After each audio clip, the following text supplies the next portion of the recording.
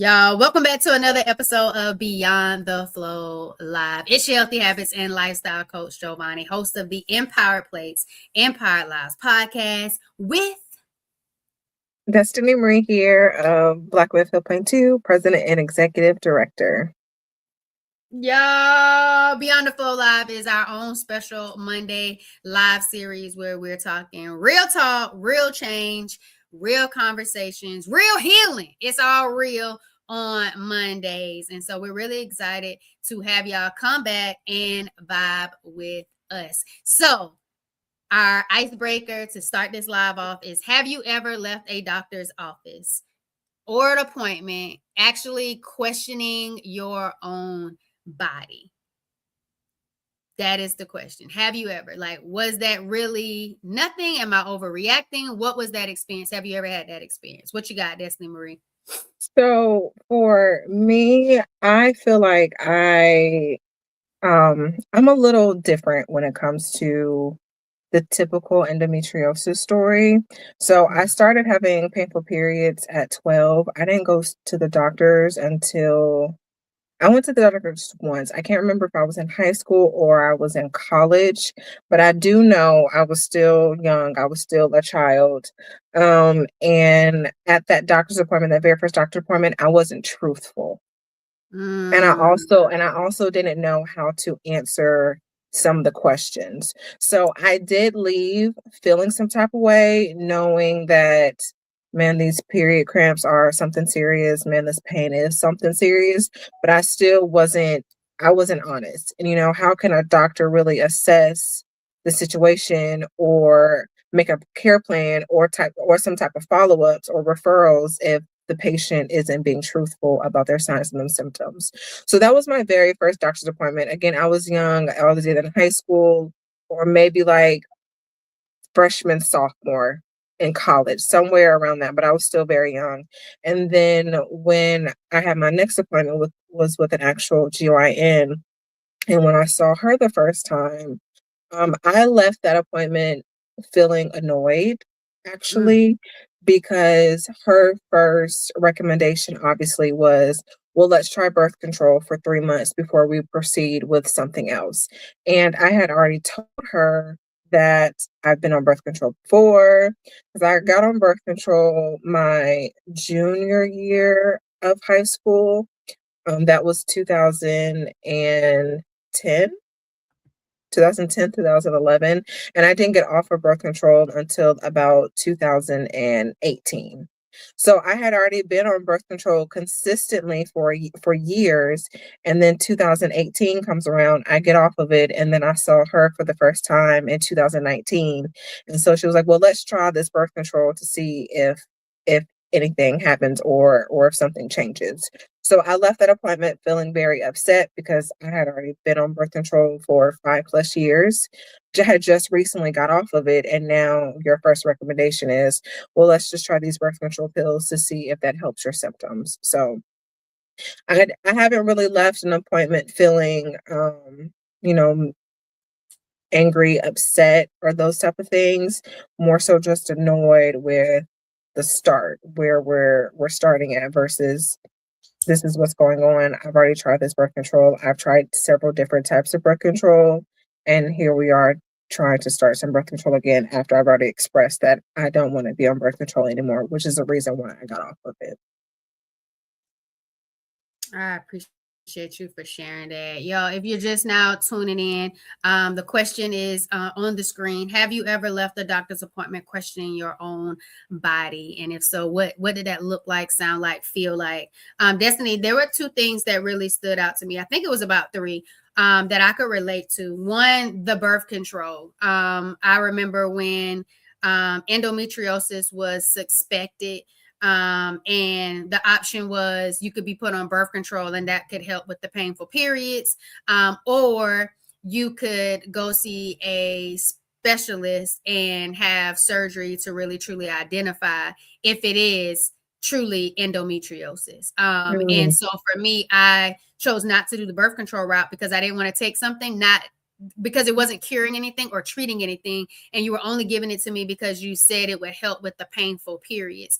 And my periods weren't always painful, and there were certain aspects of the period pain that came, and that was the painful bowel movements when my cycle would come on, and that was mostly what the pain looked like. And so I just didn't feel like birth control aligned with what I was going through. Like, it just didn't seem like a feasible approach. But I am grateful that some people have found relief and support with birth control being their option, that align with them, because it's their healing, their journey. The truthful symptoms that resonated, not about not being truthful, but about not expressing and discussing symptoms that you felt needed to be shared. And for me, I felt like I've gone to doctor's appointments and you were in the facial hair was evident, you know, but it wasn't until I was after being in the ER and then going through that process of trying to figure out what is happening with my body, that it's, oh, okay, with the esthetician specialist, my first appointment, it was like, oh, okay, well, irregular periods, you don't have them every month. The evidence of the facial hair, I already know that's 2 out of the 4 things for polycystic ovarian syndrome, PCOS. So I already know you are PCOS.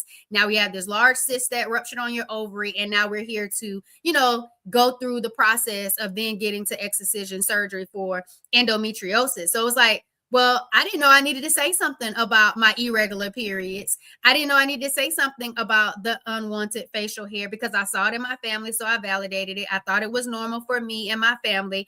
The irregular periods, if you asked me when my last period was and I told you, you never said, have you skipped a period before? Do you always have a regular period? So I felt like the questions that they asked, it didn't help me navigate trying to give insight on what could have been irregular or abnormal for me. And so I feel like I really resonated with the truthful symptoms, because if you don't know what they're looking for, how to truly document that, then it's kind of like, I don't know what I'm sharing and what I'm telling you.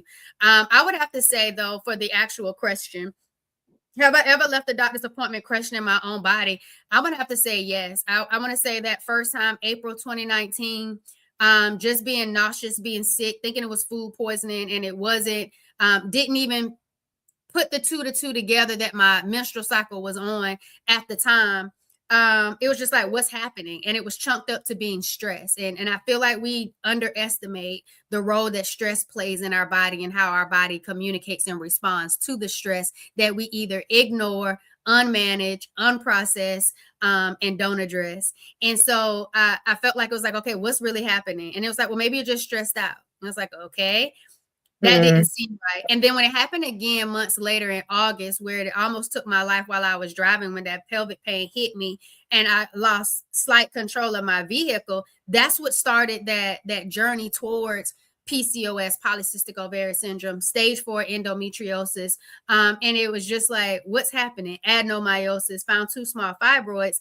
I wish I would have known that there were things that my body had been communicating to me ever since middle school that was my norm, but was abnormal for me to even be able to show up and have a true, honest doctor help me at an appointment, to where I'm not just questioning, like, well, where did this stage 4 endometriosis even come from? Where did this ruptured even come from? How did I even not know all of these things were happening in my body? And so I feel like that's what it was for me. It was just like, I thought I was living good, feeling good.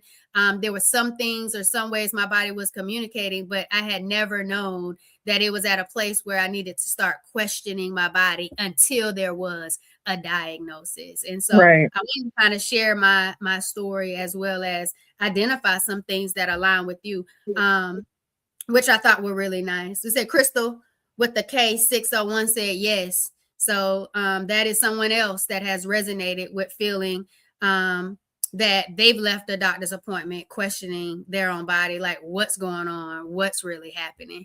And so I'm really grateful that we were able to have that icebreaker. And if you're catching the replay, go ahead, tap into the comments and let us know how you were feeling and what that looked like. All right, you ready to get into the conversation tonight, Destini Marie? I am ready.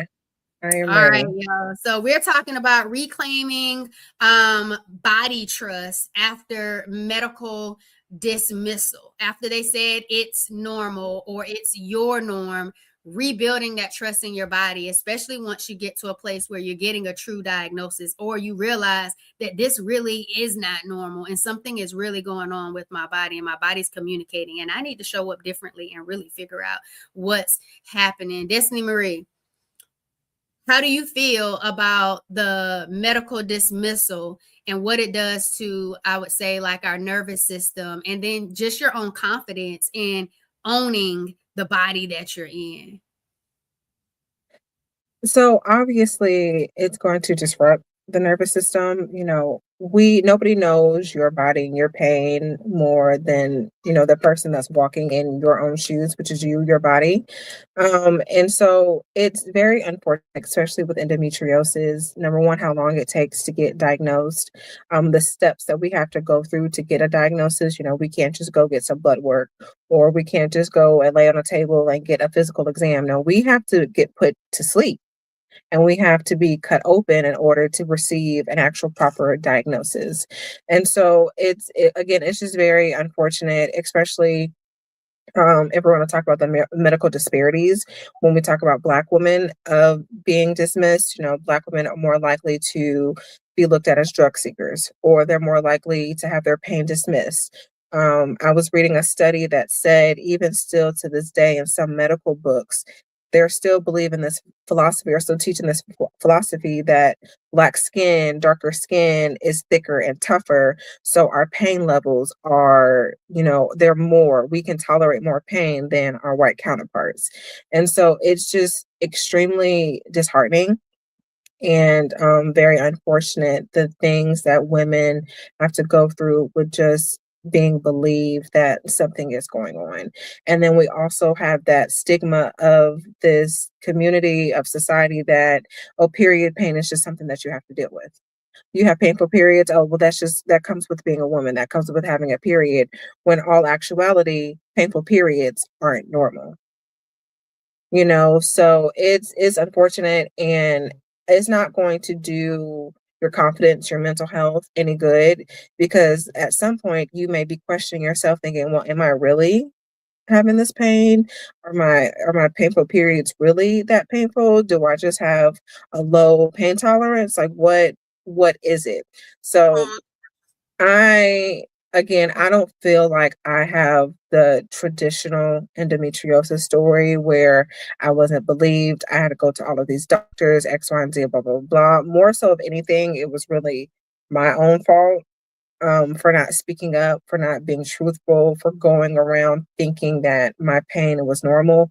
But also, on the flip side of that, nobody was there in my life to educate me about menstrual health. There was no conversations about periods. There was no conversation about period products, or what the symptoms of, in your luteal phase. Everything came from word of mouth, talking to other girls in my age group. I started my period when I was 12. So I was in middle school in the 7th grade, talking to other girls, and then going to Google and Googling what are, common PMS symptoms. What can you experience during your period? And, they're talking about period cramps, and sometimes you'd be tired and moody, but it's not telling me that painful periods or fatigue is different from being tired. The back pain and everything else that it is, it's not telling you all of that. So it's very disheartening, and it can definitely do something to a woman's confidence when they're not being believed that their pain is actually their pain. I think you hit it right there at the end, the confidence. When you're not able to feel confident about being an advocate for yourself, for your health, and you're not being heard, and you're unable to confidently navigate the healthcare system to get the help that you deserve, it really starts to wear down your nervous system. It truly starts to wear down your body. And then you lose that hope. And so I'm really glad that you talked about that aspect of that in regards to medical dismissal. Even talking to other guests on the Empire Plates, Empire Lives podcast, just people not believing their pain, people believing that they just want pain medication and high Mm-hmm. tolerance, and they're addicted to pain meds, when a lot of the times the pain medicine that they are providing to those who are struggling with pelvic pain and endometriosis and adenomyosis and period pain, all that pain medicine does is just knock them out to go to sleep. It doesn't even really address their true pain, and then makes Mhm. them nauseous. They wake back up in that same pain. And so that is a huge thing when it comes to medical dismissal, gaslighting, that then triggers your stress levels, that provides extra tension, that continues to fuel the pain that you're in and the Mhm. inflammation, causing more of a problem than it does helping. And I feel like we need more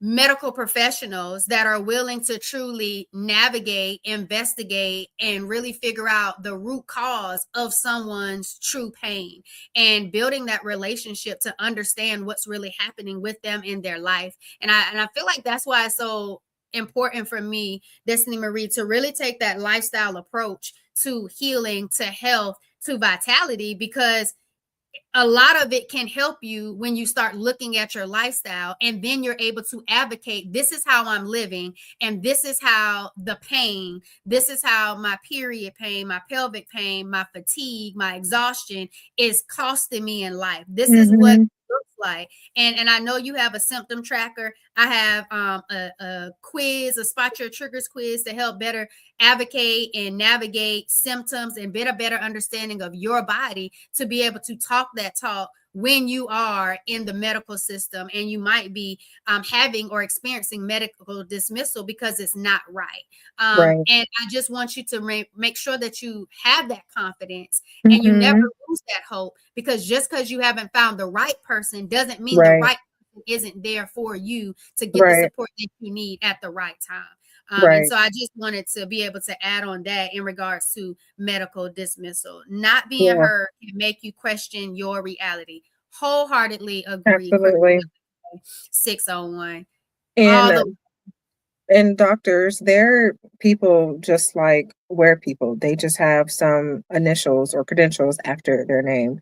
You know, we're all humans. Nobody's perfect. They're going to make mistakes. Doctors can be just as ignorant as the next person. And obviously, we all know in today's society, majority of these doctors, I'll I'll say 95% are ignorant when it comes to endometriosis. And women's health is already isn't studied and researched enough, and it definitely isn't discussed enough. So I've grown, number one, working in the medical field, and then just also my experiences. I have no problem like going toe to toe with a doctor. Like, you're not going to make me feel less than, stupid, or it's all in my head because of your lack of education when it comes to women's health, specifically when it comes to endometriosis. So yeah, most definitely when you talk about like the symptom tracking and taking like the quiz that you have, going to these doctor's appointments with that confidence, with that insight of knowing these things are not abnormal, these things are going on. Here, I have this concrete physical proof. I have months of symptoms. I have timelines and tracking of all of these signs and symptoms that's going on. And you're not going to sit here and tell me that this is normal. But if you're going to continue to sit here and tell me that this is normal, okay, well, then I'm going to go find somebody else. And I'm I going to go feel like find somebody else. documenting that is huge. I got to guess, Hmm. really talk about, okay, and so you're not going to do this after I told you this, and writing that down. Documentation is huge, especially when you're thinking about medical dismissal or medical gaslighting, or even just neglect. And so I Hmm. feel like that is a huge thing of tracking it, but truly emphasizing how it's impacting your quality of life is key when you're tracking those symptoms, when you're Yep. navigating it. And then, as well as your lifestyle approach, when you know how you're eating, how you're Right. moving, what you're doing in Right. regards to all of that. You can't just say, well, you need to eat better or you need to exercise, when you're already telling them what you're doing and how you're doing it and what you've been able to do in regards to that. And so I'm really Right. glad we were able to hit that talking point. The second one I really wanted to talk about is, how do we then start how do we start rebuilding that trust with our body again? You know, feeling dismissed, questioning our bodies, having that medical dismissal. What does it look like to start building that trust with our body again? And I feel like that's the part that I feel we need to talk even more about, Destini Marie, because just like Crystal with the K601 said, not being heard can make you question your reality. You have to be able to be confident in who you are and what you're experiencing in your real life, despite what other people may believe, think, or feel about Hmm. you. And I think that's huge. How do you feel like it look like for you to rebuild that trust with yourself? So for me, it definitely is post-diagnosis.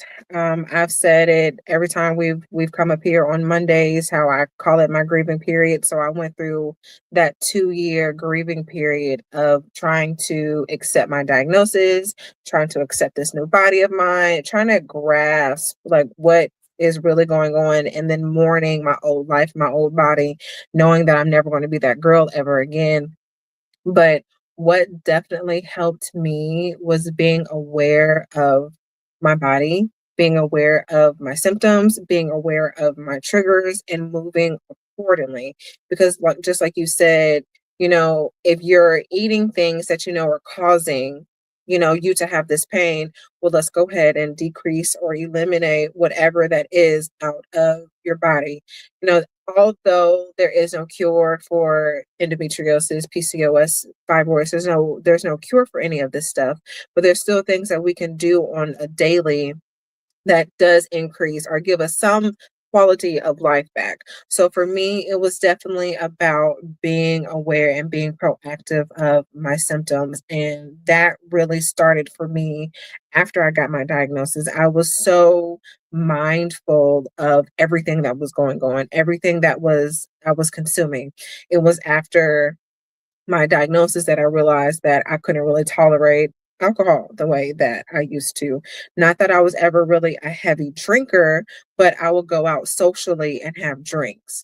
And once I realized, oh man, I'm having these flare-ups for days at a time after I drank alcohol. Okay, well, we're definitely going to decrease intake. I can tolerate, and that going deeper into that, knowing that I can tolerate wine better than I can tolerate alcohol.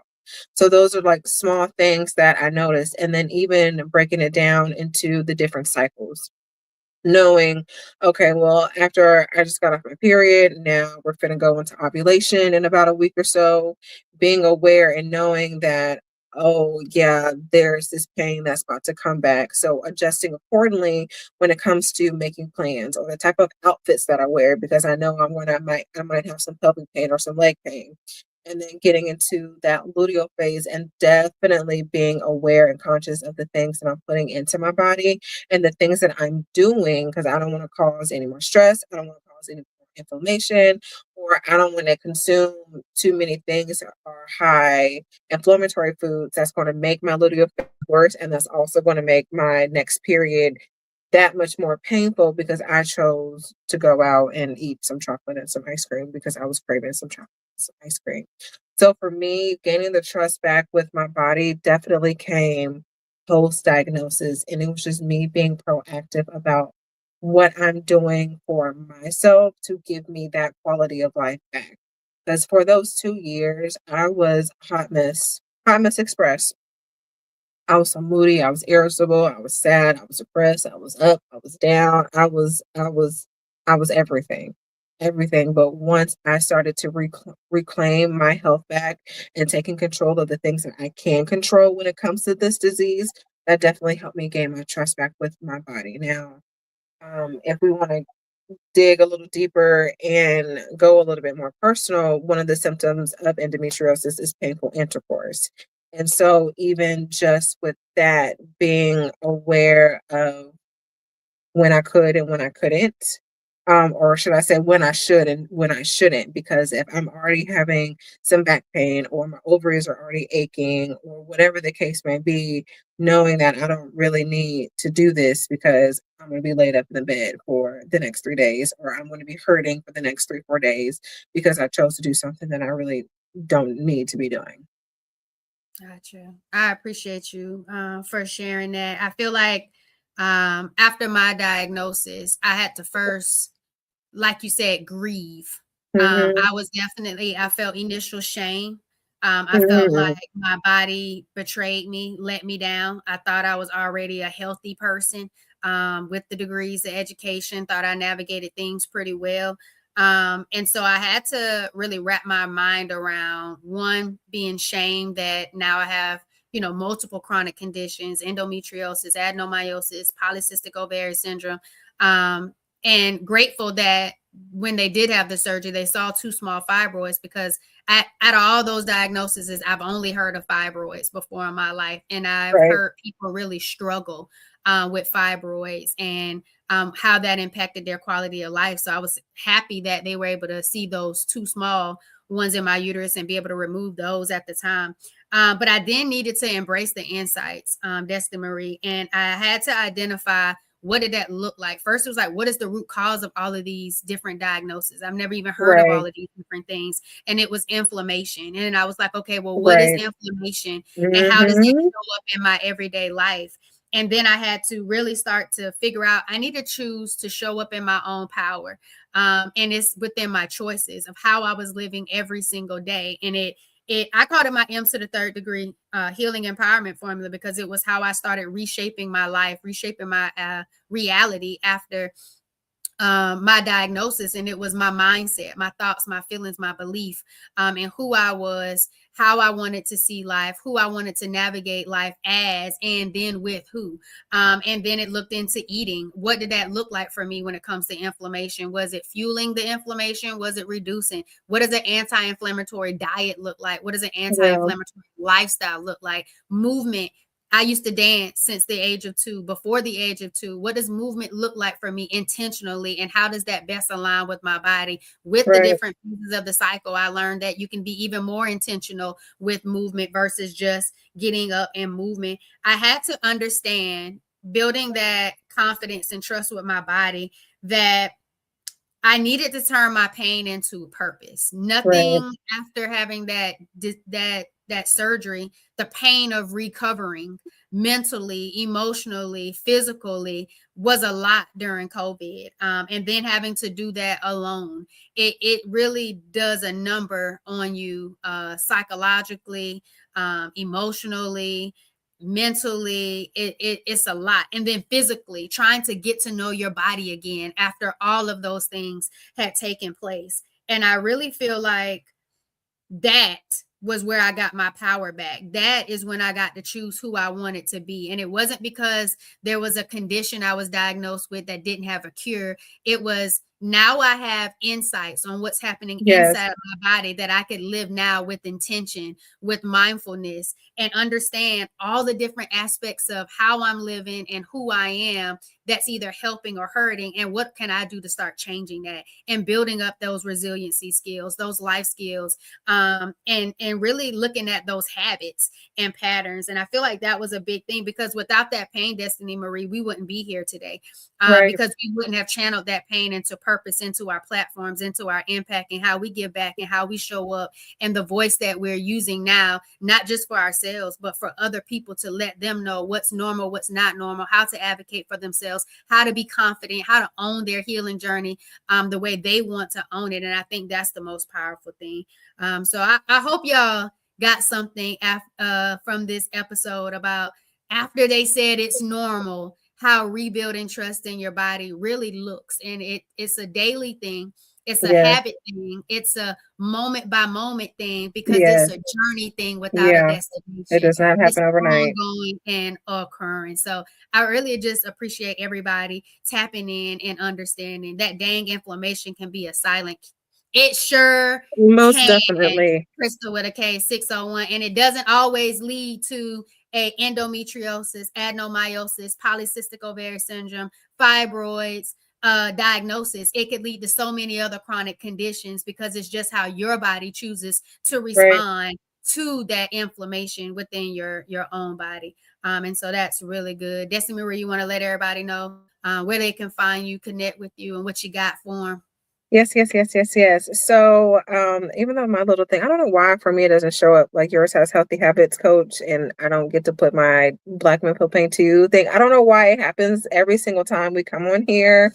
But you can go to www.blackwomenfeelpain2.com. Again, that's www.blackwomenfeelpain2.com to check out the website. We have blogs, we have symptom trackers, coloring sheets, and a ton of other resources all about endometriosis, how you can support yourself, how your loved ones can support you, different tips, period products. There's a ton of information on the website. And then as we approach Endometriosis Awareness Month, we are accepting stories so we can publicize everybody's stories that wants to share, so we can just further explain how important these type of conversations are and what endometriosis is really doing to our bodies. So if you would love to share your story, you can email me. The emails come directly to me. Nobody else is going to read them. Email address is bwfpt22@gmail.com. You can submit your stories, and then you and I will talk about how exactly you would like us to publicize these stories, and then we will just go from there. But please head over to the website, get you a symptom tracker, read a couple blog posts, but most importantly, subscribe to the website. All right, y'all. And all of that information is actually in the show notes of this video. So if you're watching on Facebook or TT, make sure y'all come over to Wellness with Jovonnie YouTube channel. And this episode has all of the links to connect with Destini Marie, got the symptom tracker. All of those things are in the show notes. So make sure you tap in, lock in, and follow on your favorite distribution or social media platform to make sure you connect with Destini Marie. Y'all, it's your Healthy Habits and Lifestyle Coach Jovonnie. I have a Spot Your Triggers quiz for you to be able to identify where in your life, your habits, your patterns, are you prone to be fueling inflammation, fueling your pain, fueling your fatigue. And so there's a Spot Your Triggers quiz. There's also multiple other links of how you can get support on your health and healing journey. I'm really on a lifestyle first approach to helping you identify what's causing your pain and your inflammation and helping you figure out the best way to live with intention to support you, to get your energy back, get your confidence back, but most importantly, not have to live in pain and lose more years thinking that your pain is normal. So definitely check out the quiz. Also, if you're interested in being a guest on the Empire Plates, Empire Lives podcast to share your own journey of strength with your own health story, condition, or experiences, make sure you tap in. The link is in the show notes for you to go to the website and link and get all of the good vibes and good value. Y'all, it's your Healthy Habits and Lifestyle Coach Jovonnie, Destini Marie, for another Beyond the Flow Live. Real talk, real change, real conversations about real healing. Thanks for vibing with us, y'all. Good night.